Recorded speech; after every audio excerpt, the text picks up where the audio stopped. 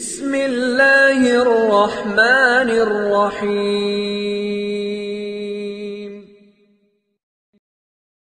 بسم اللہ الرحمن الرحیم وبہ نستعین۔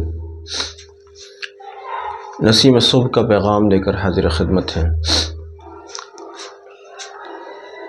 ایک سوال بار بار گردش کرتا رہتا ہے، مراقبہ کس طرح سے کیا جائے، یا پھر مراقبہ ہمارا کھل نہیں رہا ہے۔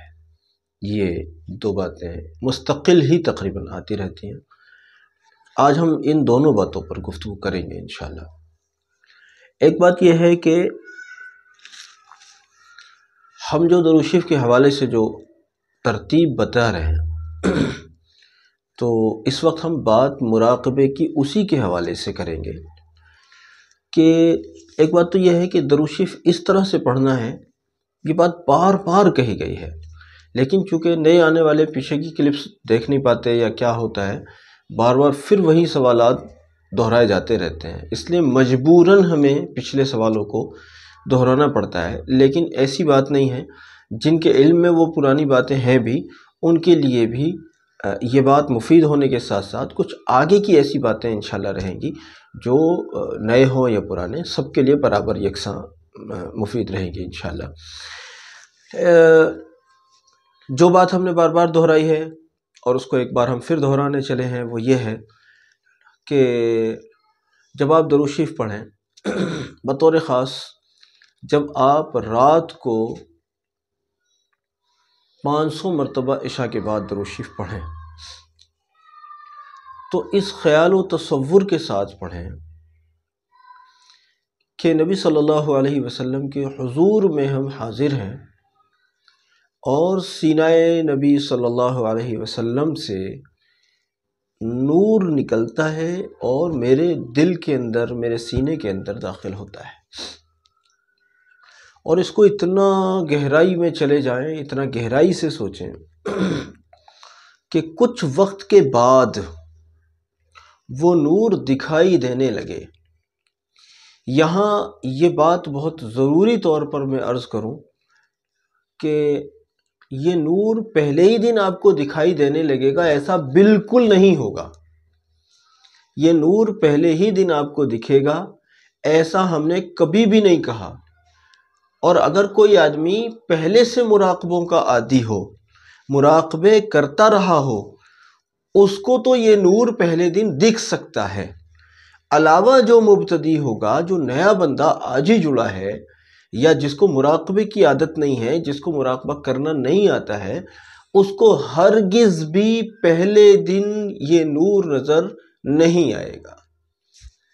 اگر کسی کو نظر آ جائے تو ہم سمجھیں گے کہ یہ اللہ کے خاص عطا یافتہ یہ بندہ ہے، کہ اس کے اوپر اللہ کی خاص عطا ہے جو اس کو پہلے دن نظر آیا، ورنہ ایسا نہیں ہے۔ کتنے لوگ ایسے ہیں جن کو کئی مہینے لگ جاتے ہیں، لیکن آپ کو ہرگز نہ مایوس ہونا ہے۔ وہ نور آپ کو دکھائی نہیں دے رہا ہے، مگر اس کا احساس رکھیں دل میں۔ آپ یقین جانیے وہ احساس بھی اتنا دمدار ہوتا ہے کہ اللہ کے فضل سے، اس کی برکت سے بھی نفع حاصل ہوتا ہے۔ وہ احساس جو آپ لے کر بیٹھے ہیں، ابھی دکھائی کچھ نہیں آپ کو دے رہا ہے، اس احساس سے بھی فائدہ اٹھایا جاتا ہے، اور اٹھاتے ہیں لوگ، اٹھانے والے ہم نے بھی اٹھائے ہیں الحمدللہ۔ تو ایک بات تو یہ ہے۔ دوسری بات یہ بھی ہے کہ کچھ وقت ہو گیا ہے اور پھر بھی نہ نور ظاہر ہو رہا ہے اور نہ مراقبہ کھل رہا ہے، بس جیسے بیٹھتے ہیں ایسے ہی تھوڑا ادھر ادھر کے خیالات میں الجھائے واپس آ جاتے ہیں۔ تو اس کے بارے میں دو باتیں عرض کرتا ہوں۔ ایک بات تو یہ ہے کہ اگر آپ کا مراقبے میں دل نہیں لگ پا رہا تو مراقبے کو چھوڑنا نہیں ہے۔ اس کی مثال اس طرح سے سمجھیے کہ پوری زندگی ہو گئی الحمدللہ نماز پڑھتے پڑھتے، لیکن نماز میں دل کبھی بھی نہیں لگتا لوگوں کا۔ وہ حدیث میں ہے نا کہ ایک وقت وہ آئے گا کہ بھری ہوئی مسجد میں مسجد بھری ہوئی ہوگی مگر خشوع و خضوع سے خالی ہوگی۔ بھری ہوئی مسجد میں خشوع اور خضوع والے نہیں ہوں گے، پوری مسجد میں ایک بھی آدمی خشوع خضوع والا نہیں ہوگا۔ آج ہم اس وقت کو دیکھ رہے ہیں۔ خشوع خضوع کیا چیز ہوتی ہے اب تو اس کا ذکر و تذکرہ بھی ختم ہوا، لیکن اگر خشوع خضوع نماز میں شامل نہیں ہوا تو کیا نماز پڑھنا چھوڑ دیا آپ نے؟ جیسی بھی پڑھی جا رہی ہے پڑھ تو رہے ہو نا۔ بس اسی طرح سے اگر مراقبے میں دل نہیں لگ رہا، مراقبے میں خیالات نہیں جم پا رہے، مراقبے میں نور محسوس نہیں ہو رہا، مراقبے میں کچھ بھی آپ کو نہیں دکھائی دے رہا، تب بھی نہ گھبرائیے، مراقبہ نفع سے خالی نہیں ہے، چھوڑنا نہیں ہے، چھوڑنا نہیں ہے، چاہے اسی حالت میں کئی سال ہو جائیں، چھوڑنا نہیں ہے، لگے رہیے۔ نفع سے خالی نہیں ہے، آپ کو کچھ بھی نہیں دکھائی دے رہا مت دکھائی دو، نفع سے خالی نہیں ہے۔ دوسری بات یہ ہے کہ مراقبہ کھل جائے، مراقبہ پرتاثیر ہو جائے، مراقبے میں دم آ جائے، اس کے لیے کسی اللہ والے سے بیعت کر لو، کسی اللہ والے سے بیعت کر لو جو آپ کے اوپر توجہ ڈالے اور آپ کا مراقبہ بھی کھلے، اور پھر جانے کیا کیا کھلے، جانے کیا کیا کھلے۔ تو یہ بھی ایک بات ہے کہ مراقبہ کھل جائے، اس کے لیے اللہ والوں سے بیعت کرو، ان کے حوالے کرو اپنے آپ کو، اس سے انشاءاللہ نفع ہوگا اور مراقبہ کھلے گا۔ اور جب مراقبہ دمدار طریقے جب ابھی دمدار نہیں ہو پایا، ابھی دمدار طریقے سے مراقبہ شروع نہیں ہوا، میں کہہ رہا ہوں اس وقت بھی نفع سے خالی نہیں ہے، تو جب مراقبے میں دم اور تاثیر آ جائے گا تو اس وقت میں کتنا نفع والا اور کتنا مزیدار ہوگا، اس وقت میں کتنے فائدے ہوں گے۔ مراقبے کا اتنا کمال ہوتا ہے کہ مراقبہ کرنے والا کتنی بلندیوں کو پہنچ جائے ہم سوچ نہیں سکتے۔ حضرت خواجہ معین الدین چشتی رحمۃ اللہ علیہ کے لیے منقول ہے، میں نے کہیں پڑھا اس سلسلے میں کہ حضرت خواجہ صاحب رحمۃ اللہ علیہ جب مراقبے میں بیٹھے ہوتے تھے اور نماز کا وقت ہو جاتا تھا تو خادمین کہتے تھے حضرت نماز۔ اب حضرت تو کھوئے ہوئے ہیں، مراقبے میں ہیں، انہیں پتہ ہی نہیں کس نے کیا کہا۔ پھر حضرت نماز، حضرت کو پتہ ہی نہیں۔ پھر ان کا ایک کاسا ہوتا تھا، اس کاسے کو ہلایا جاتا تھا، اللہ جانے وہ کیا نظام تھا۔ تو حضرت جو ہے پھر اس سے بیدار ہوتے تھے اور حضرت نماز کہ ہاں نماز، میں عرش کی بلندیوں کو پہنچا ہوا تھا لیکن شریعت مصطفیٰ کریم صلی اللہ علیہ وسلم کے بغیر چارہ نہیں ہے، لہذا چلو نماز۔ تو مراقبہ کرنے والا کتنی بلندیوں کو پہنچ جائے کچھ نہیں معلوم۔ اس لیے مراقبے میں لگے رہنا ہے، نہیں کھل رہا کوشش جاری رکھنی ہے ایک طرف۔ دوسری بات کسی اللہ والے سے بیعت کرو جو آپ کے قلب پر توجہ ڈالے، اور اس کی توجہ کی برکت سے آپ کا قلب بفضل خداوندی روشن ہو جائے۔ یہ چیز، اس سے یہ سمجھ لیجئے کہ لمبا سفر چھوٹا ہو جاتا ہے، لمبا سفر چھوٹا ہو جاتا ہے۔ کم وقت میں آدمی جلدی ہی توجہ کی برکت سے جلد ہی وہ مراقبے کی منزلوں کو پہنچنے لگ جاتا ہے۔ لیکن آج کل تو لوگ بیعت بھی اپنے مقصدوں سے پتہ نہیں، بعض لوگ اپنے مقاصد سے بیعت کرتے ہیں۔ کوئی مقصد نہیں ہونا چاہیے، اللہ کا دین سیکھنا ہے، اپنے قلب کو جاری کرانا ہے، اللہ کی رضا کو سیکھنا ہے، اللہ تصوف و سلوک کے راستے کو سیکھنا ہے، اللہ کی معرفت کو پانا ہے، یہ مقاصد ہونے چاہیے۔ یہ نہیں کہ میں نے ایک بزرگ سے بیعت کر لی ہے، اب بس یہ بزرگ مجھے چھو کر دیں گے اور بس میں جنت میں پہنچ جاؤں گا۔ یہ کون سی بات رہی؟ یہ کوئی بات رہی؟ یہ تو طریقہ نہیں رہا، یہ تو طریقہ نہیں رہا۔ صحابہ رضی اللہ عنہم اور ہمارے تمام جو اولیاء امت ہیں وہ تمام کے تمام صرف چھو کے منتظر نہیں رہے کہ جی نبی صلی اللہ علیہ وسلم چھو فرما دیں گے یا اللہ والے چھو کر دیں گے اور بس کام ہو جائے گا. نہیں، بلکہ مجاہدے کیے ہیں اور ہر ایک نے کیے ہیں تقریباً، اور جنہوں نے مجاہدے کیے وہی ترقی کو پہنچے ہیں. اب یہ سمجھتے ہیں کہ جی مجھے آپ سے بیعت ہوئے 15 دن ہو گئے، مجھے تو ابھی کوئی فائدہ ہوا نہیں. لوگوں کو 15 سال ہو جاتے تھے مجاہدہ کرتے ہوئے، ان کی زبان پر شکوہ نہیں آتا تھا. یہ 15 دن ہوئے اور فائدہ نہیں ہوا. کون سا فائدہ چاہتے ہیں؟ کیا یہ چاہتے ہیں کہ آج ہی وفات ہو جائے اور کل کو جنت الفردوس میں پہنچ جائے؟ کیا یہ فائدہ، یہ والا فائدہ چاہتے ہیں؟ اللہ دل میں بس جائے، اللہ دل میں بس جائے، یہ اصل ہے. اللہ کی محبت بڑھ رہی ہے، آپ کو فائدہ ہو رہا ہے. آپ کو ذکر کرنے کی توفیق ہو رہی ہے، آپ کو فائدہ ہو رہا ہے. کوئی مسئلہ نہیں ہے کہ آپ کو شفا نہیں مل رہی، کوئی مسئلہ نہیں ہے. کوئی مسئلہ نہیں ہے کہ آپ کی پسند کی شادی نہیں ہو پائی. حضرت ایوب علیہ السلام اتنے بیمار تھے، ایک لمبے عرصے تک بیمار رہے. انہوں نے کیسی دعائیں کی ہوں گی اللہ سے، جو بھی رہا ہوگا. ان کے متعلق ان کی بیوی صاحبہ نے بھی دعائیں فرمائی ہوں گی. یقیناً بیوی اپنے شوہر کے لیے، وفا شعار بیویاں اپنے شوہر کے لیے ضرور دعائیں کرتی ہیں. لیکن اللہ کی قدرت رہی کہ ان کو ایسا نہیں ہوا کہ آج دعا کی اور کل کوئی شفا مل گئی ہو، بلکہ ایک لمبے عرصے تک بیمار رہے، اس کے بعد جا کر ان کو شفا ملی. ہم دیکھتے ہیں سالکین آج بیٹھ ہوئے ہیں، ایک ہفتے میں دیکھ رہے ہیں، ٹٹول رہے ہیں کہ کیا فائدہ ہوا، دل میں کچھ وہ کام میرا اٹکا ہوا تھا وہ بنا نہیں بنا، وہ بچہ بیمار تھا وہ ٹھیک ہوا نہیں ہوا، وہ کام نہیں چل رہا تھا وہ چلا نہیں چلا. اب تو مجھے حضرت سے، میں نے بہت بڑے حضرت سے بیعت کر لی ہے، اب تو میرے سارے کام بن جانے چاہیے. کیا ہو گیا؟ استغفر اللہ. یہ کوئی بات ہے؟ اگر آپ کے ذہن میں ایسی بات ہے تو پہلے اپنے ذہن کو درست کیجئے، بعد میں بیعت کیجئے. پہلے ذہن کو درست کیجئے، ذہن کا درست کرنا ضروری ہے. آپ کو معلوم ہونا چاہیے آپ بیعت کیوں کر رہے ہیں. بے شمار سالکین ایسے ہوتے ہیں کہ وہ بیعت کر لی، نہ انہیں شیخ کا پتہ نہ شیخ کو ان کا پتہ. بیعت کر لی، زندگی میں ایک بار بھی ملاقات نہیں ہوئی. ہمارے یہاں کئی لوگوں میں ایک مسئلہ ہے، وہ نظام الدین مرکز میں جا کر بیعت کرتے ہیں، نظام الدین مرکز میں جا کر بیعت کرتے ہیں، اور اپنے علاقوں میں جا کر حضرت بن جاتے ہیں. یہ ہمارے دور کا ایک عجیب مسئلہ ہے.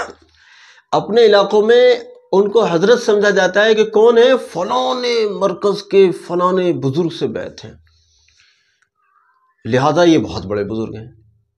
اور اب ان سے پوچھو شیخ نے کوئی سبق دیا آپ کو؟ کہ شیخ سے تو میری ملاقات ہی نہیں ہوئی. کتنے دن پہلے بیعت ہوئے تھے؟ کہ 20 سال پہلے بیعت ہوا تھا. ان 20 سالوں میں کبھی ملاقات ہوئی کہ نہیں؟ کبھی بھی نہیں ہوئی. شیخ سے اپنی کہہ پائے؟ نہیں. شیخ کو سن پائے سلوک کے سلسلے میں؟ کہ نہیں. پھر کاہے کی بیعت ہوئی؟ یہ کون سی بیعت ہوئی؟ اس بیعت سے کون سا فائدہ ہوگا؟ ہاں ایک فائدہ ہوگا کہ علاقے میں تم حضرت بن جاؤ گے، علاقے والے تمہیں خواہ مخواہ کا حضرت بنا لیں گے. یہ عجیب فائدہ ضرور ہوگا. اس لیے میں کہتا ہوں کہ ایسے بزرگوں سے بیعت کرو جہاں آپ کی رسائی بھی ہو. یہ نہیں کہ یہ بہت مشہور ہیں، مشہور ہونا اس سے کیا ہو رہا ہے؟ وہ مشہور ہیں اپنے لیے، آپ کے لیے کیا ہے؟ آپ کے لیے کیا ہے؟ جس استاذ کی کلاس میں ہی پہنچنا کا موقع نہ ہو، اس استاذ سے کیا فائدہ حاصل کریں گے؟ میرا منشا کسی کو نشانہ بنانا ہرگز بھی نہیں ہے، بالکل بھی نہیں ہے، ہرگز بھی آدھا فیصد بھی نہیں ہے. لیکن میں تو بس ایک رہنمائی کر رہا ہوں کہ ایسے مفت کے حضرت مت بنو، بلکہ محنت کرو. چاہے جن بزرگوں کا میں نے نام لیا انہی سے بیعت کرو، مجھے اس سے کوئی پریشانی نہیں. لیکن پھر ان کے جوتے سیدھے کرنے کے لیے ان کی خدمت میں رہو، ان کے رابطے میں رہو، ان کے رابطے میں رہو. جہاں بھی جس بھی اللہ والے سے بیعت کر رہے ہو اس کی نگاہ آپ پر پڑنی چاہیے. اس کے منتظر رہو کہ ان کی، میرے شیخ کی نگاہ مجھ پر پڑے تاکہ میرا دل کھلے، مجھ پر کیفیات آئیں. تو اس لیے ان باتوں کا بڑا خیال رہے. یہ نہیں کہ بس وہ میں دروشی بھی پڑھ رہا ہوں، بہت آتے ہیں ایسے معاملے، میں دروشی بھی پڑھ رہا ہوں جی، اور یہ بھی صیغہ، وہ بھی صیغہ، وہ بھی صیغہ، جانے کتنے سارے صیغے پڑھ رہا ہوں، اور فلاں بزرگ سے بیعت بھی ہوں، میرے تو مسئلے ہی حل نہیں ہو رہے. مسئلوں کے حل کرانے کے لیے آئے تھے کیا؟ مسئلے حل کروانے کے لیے آئے تھے یا اپنی آخرت بنانے کے لیے آئے تھے؟ مسئلوں کو حل کرانے کے لیے کوئی شیخ جادوگر تو ہے نہیں. کہ جادو ماریں گے اور بس سارے کام ہو جائیں گے، ایسا بالکل بھی نہیں ہے، ایسا نہیں ہے۔ مسائل وسائل حل کراؤ اللہ سے، اپنے آپ دعا کرو، اللہ کی خوشامد کرو، منواؤ اللہ سے، اپنے مسئلوں کو منواؤ اللہ سے۔ شیخ کے پاس تو اصلاح کی غرض سے جانا ہے، اس لیے نہیں کہ حضرت جی سے دعا کراؤں گا تو میرا کام چل جائے گا۔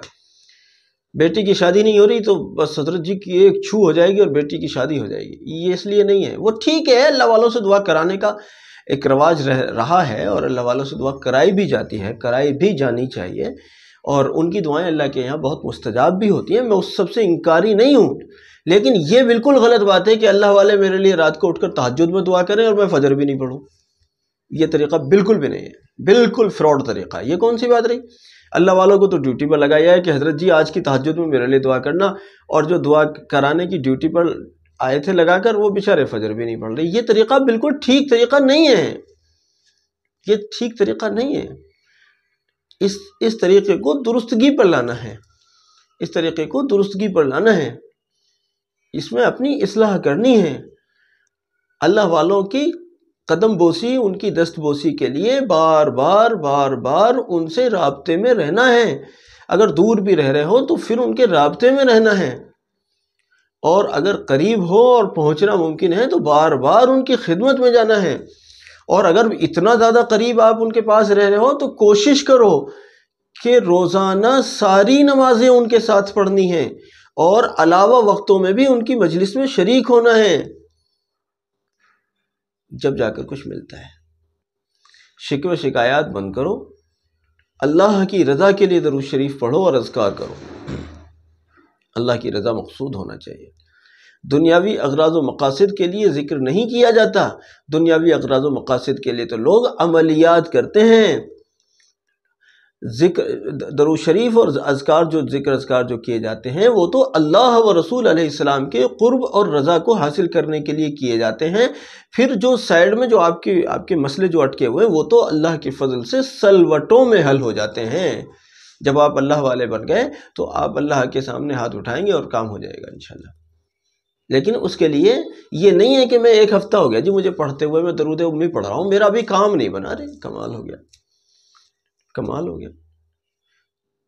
میں نے شروع کی کلپس میں سنایا تھا، بتایا تھا، الحمدللہ میری پوری زندگی اللہ کے کرم اور فضل سے درود شریف میں گزری ہے، الحمدللہ۔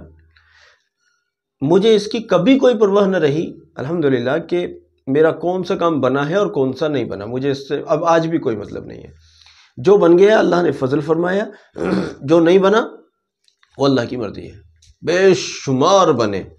لیکن اگر کوئی ایسا بھی ہو جو ابھی نہیں بنا یا جس کا انتظار میں بیٹھا ہوا ہوں، کوئی بات نہیں، اللہ جب چاہے گا ہو جائے گا۔ میرا کام اپنا کام کرنا ہے، میرا کام کرنا ہے، میرا کام ہے درود شریف پڑھو، میرا کام یہ ہے۔ تو الحمدللہ اللہ کی توفیق ہے تو میں پڑھ رہا ہوں، اس کی کوئی پرواہ نہیں کہ کون سا کام بن گیا اور کون سا کام نہیں بنا۔ بنے سب ہیں، بنتے سب ہیں، لیکن جب کاموں پر نگاہ ہی نہیں ہے، نگاہ یہ ہے کہ اللہ رسول علیہ السلام کو پانا مقصود ہے، تو آپ پھر مایوس نہیں ہوں گے۔ لیکن جب نگاہ ہوتی ہے کام پر، میری شادی ہو جائے اس لیے درود شریف پڑھ رہا ہوں، میرا کام چل جائے اس لیے درود شریف پڑھ رہا ہوں، تو اگر خدا نہ خواستہ اللہ نے امتحان میں اگر ڈال دیا اور ابھی بننا نہیں ہے، دیکھتے ہیں بندہ پڑھتا ہے یا بھاگتا ہے، تو اگر نہیں بنا کام تو آپ درود شریف پڑھنا چھوڑ دیں گے؟ کیا اس لیے پڑھ لیتے درود شریف؟ یا آپ نے درود شریف کو اتنی چھوٹی چیز سمجھا ہے؟ نعوذ باللہ۔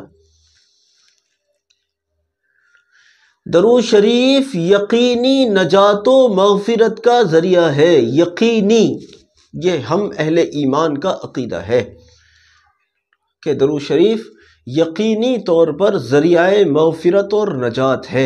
ہمارے اکابر و مشائخ اور تمام اہل اللہ کے اندر درود شریف کے بغیر ان کے یہاں کوئی نہ مجلس ہوتی ہے، نہ کوئی عمل ہوتا ہے، نہ کچھ اور ہوتا ہے۔ بلکہ بعض بزرگوں نے تو یہاں تک لکھا ہے کہ اگر اپنے کمرے سے بیت الخلاء تک بھی جانا ہے تو درود شریف پڑھتے ہوئے جانا ہے۔ حضرت تھانوی رحمۃ اللہ علیہ نے اس کو لکھا ہے، اپنے کمرے سے بیت الخلاء تک بھی جانا ہے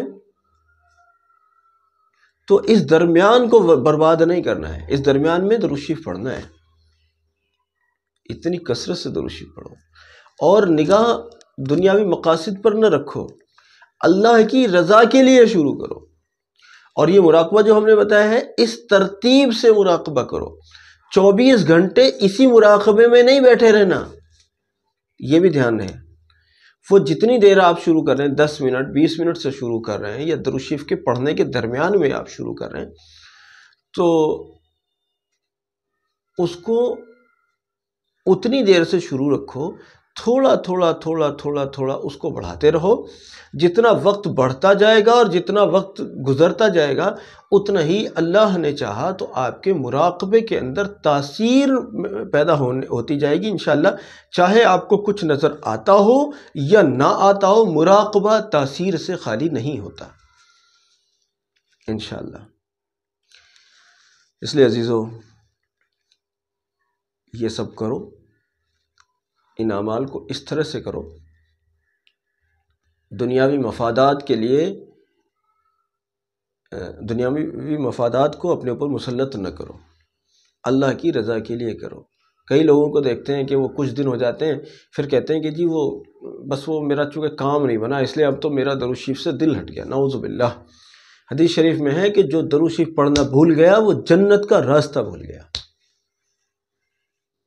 آپ چاہتے ہو کاروبار چل جائے اور اللہ اس کے بدلے میں آپ کو شفاعت کی نعمت عطا فرمائے گا، اس کے بدلے اس کی برکت سے آپ کو قرب مصطفیٰ صلی اللہ علیہ وسلم عطا فرمانے چاہتے ہیں اللہ، اس کی برکت سے جنت کی راہ آپ کے لیے ہموار ہو رہی ہے، اور آپ کہہ رہے ہو میرا تو کام چلا ہی نہیں، میرا کام بنا ہی نہیں، میں نے اتنی بڑی مصیبت میں تھا، وہ کام حل نہیں ہوا، لہذا اب درود شریف بھی ختم، اب کوئی اور عمل بتاؤ۔ استغفر اللہ، استغفر اللہ، استغفر اللہ۔ اللہ کی رضا کے لیے پڑھنا ہے، آج ابھی نیت کو درست کرنا ہے، ابھی نیت کو درست کرنا ہے، اللہ کی رضا کے لیے پڑھنا ہے۔ اللہ تعالیٰ عمل کی توفیق عطا فرمائے۔ بہت لمبی کلپ ہو گئی آج۔ 10 لوگوں تک شیئر کرنا آپ کی ذمہ داری ہے، یہ آپ کی ڈیوٹی ہے۔ امید ہے آپ اپنی اس ذمہ داری کو ضرور ادا کریں گے، ہر دن میرے کہے بغیر۔ جزاکم اللہ۔ السلام علیکم ورحمۃ اللہ۔